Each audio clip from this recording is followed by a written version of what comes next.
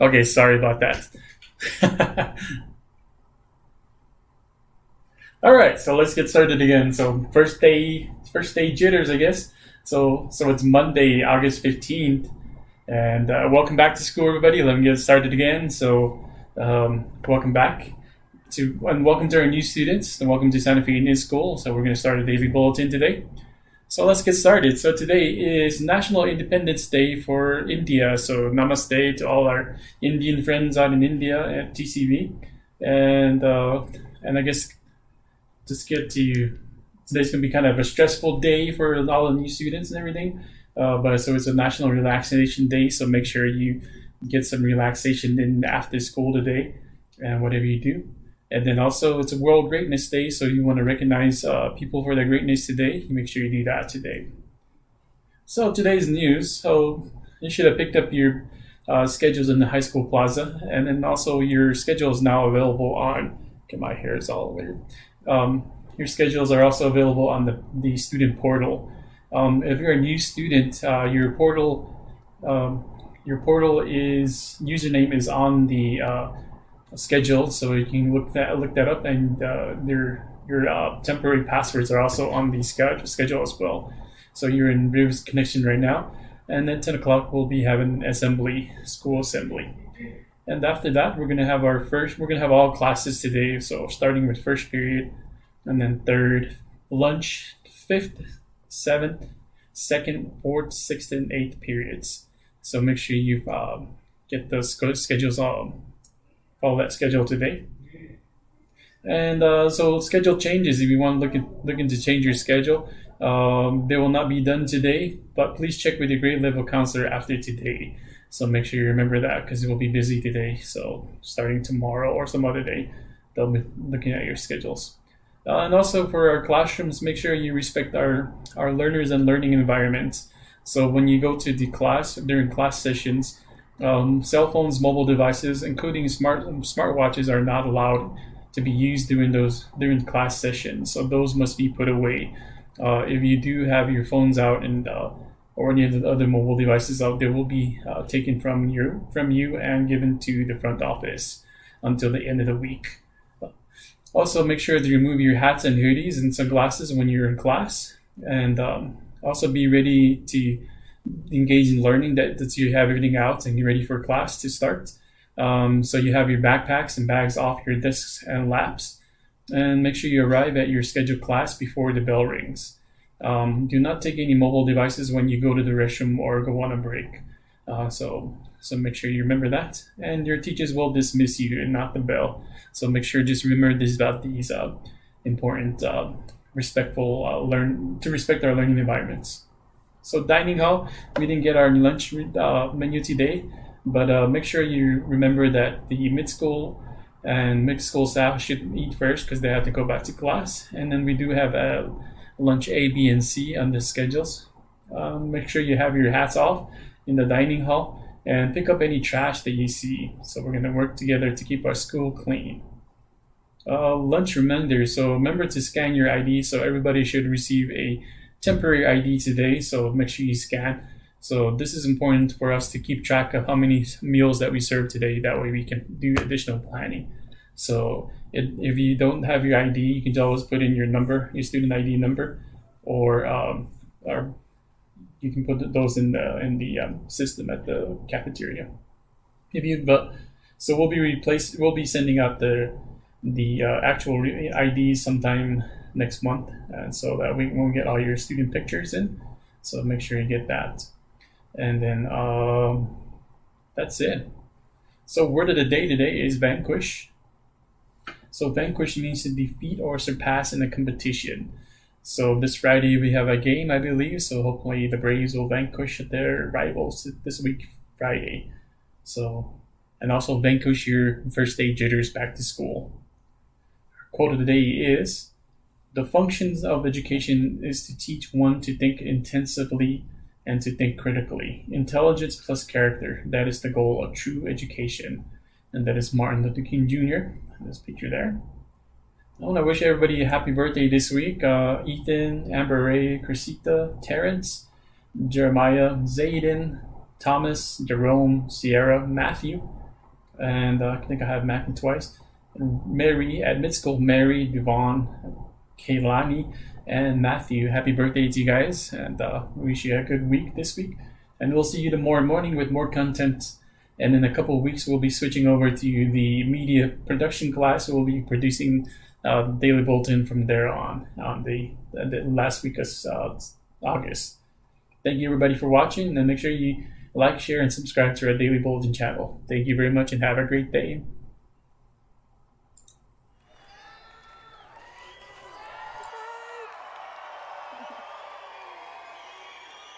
Oh, please be seated. Good afternoon, everyone. Oh, it is beyond an honor and a pleasure to be with you all today. Of course, I want to start by thanking Hannah and Michael for their wonderful introduction, and I want to recognize all of the other outstanding student leaders who have graced us with their words today. I'm so proud of you all. I also want to thank the governors, the tribal leaders, elders, the Board of Trustees, along with the superintendent and your amazing principal, your teachers and staff. I wish I could meet you all. I wish I could spend a whole week with you. I also want to thank the Tewa dancers who performed for us today. Absolutely. And of course, last but not least, to the class of 2016, you all did it! Woo! Woo! You're here, you did it, you made it. After so many long afternoons and late nights studying for exams, writing papers, after countless hours preparing to present your senior honors projects to your communities, after all those jalapeno nachos you ate at the EAC. Yes, I heard about that. You did it. You're here. You made it.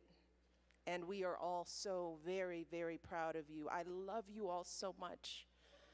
And today I want just to take a moment once again to look around this beautiful auditorium at the people who helped you on your journey. Your families and friends, everyone in your school and your communities, all the people who pushed you and poured their love into you and believed in you, even when you didn't believe in yourself sometimes. Today is their day too, right?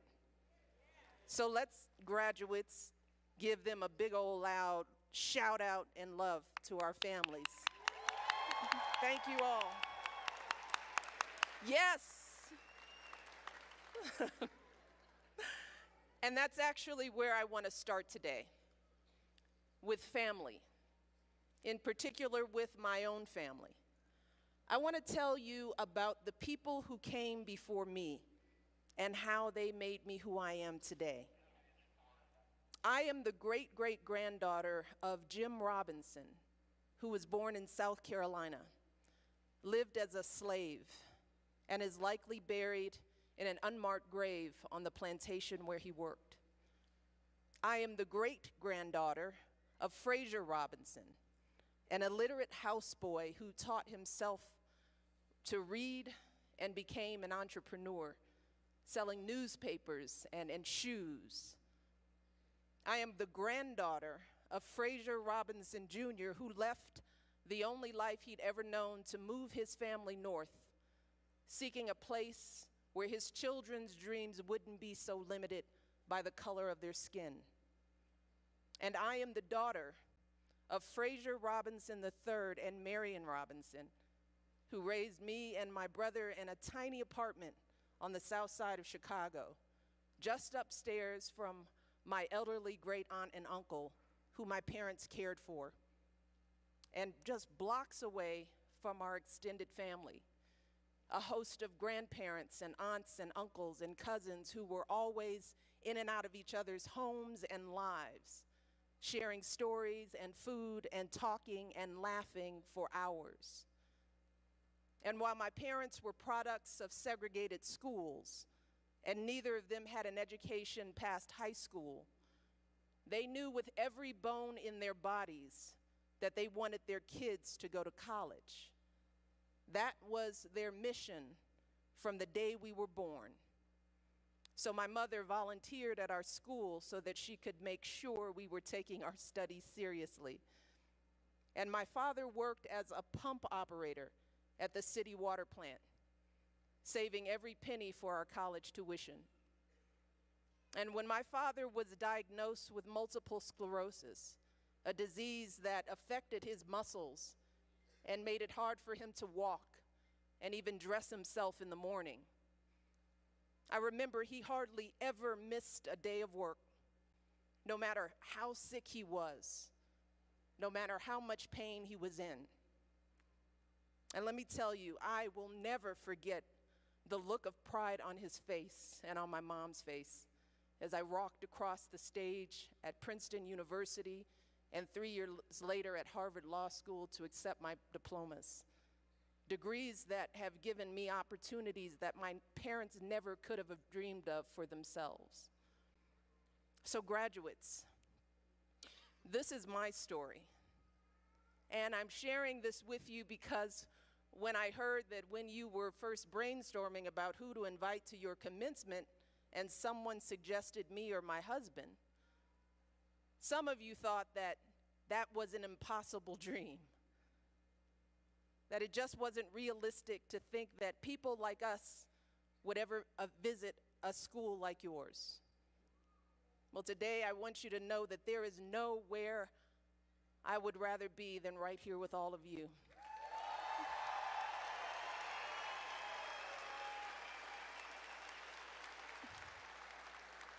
Because while I might have grown up across the country and while my journey may be a bit different than yours, when I learned about all of you, it was clear to me that our stories are connected and that your values, the values that infuse this school, are the very same values that my parents handed down to me.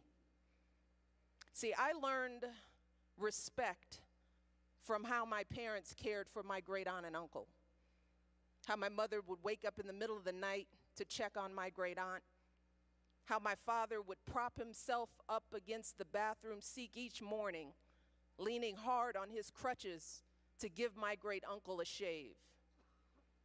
I learned integrity from my parents, that living a good life is not about being wealthy or powerful. It's about being honest and doing what you say you're going to do. It's about how you act when no one is watching, and whether you're the same person on the outside as you are on the inside. My parents, yes. My parents also taught me about giving back, that when someone is sick, you show up, maybe with a home-cooked meal. When someone's down on their luck, you quietly slip them whatever's in your wallet, even if you're not doing so well yourself. And finally, my parents, especially my dad, taught me about perseverance. See, my dad had been an athlete his whole life, a swimmer and a boxer. But if he was frustrated or disappointed by his illness, he never let on.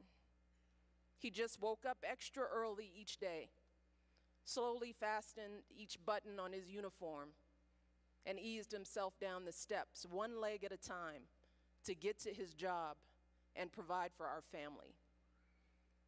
So graduates, I wanted to be here with you at your commencement because your values are my values. The values that carried me all the way from the south side of Chicago to where I am today, standing before you as the First Lady of the United States.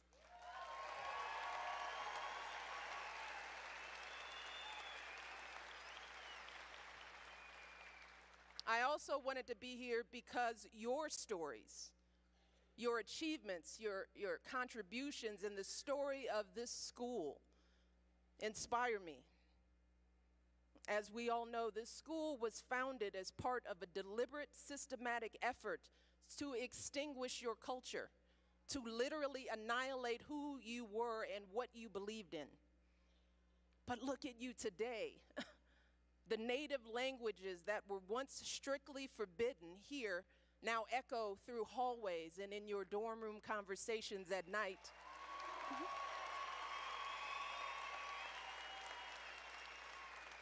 The traditions that this school was designed to destroy are now expressed in every square foot of this building, in the art on your walls, in the statue in your MSC building, in the Pope Day song and dance performances in your plaza, in the prayers and blessings that you offer in your heart room, and the endless military drills and manual labor that those early students endured have been replaced by one of the best academic curriculums in the country.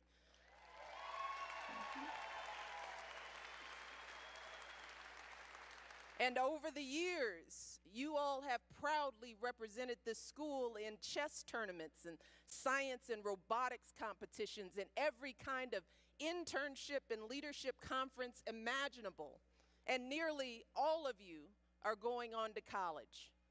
And as the superintendent said, you've earned more than $5 million in scholarships this year. That is breathtaking. Breathtaking. And whether you're saying an ancient blessing over your hydroponically grown crops or using cutting-edge computer technology to understand the biology and hydrology of your ancestral lands, every day at this school, you've been weaving together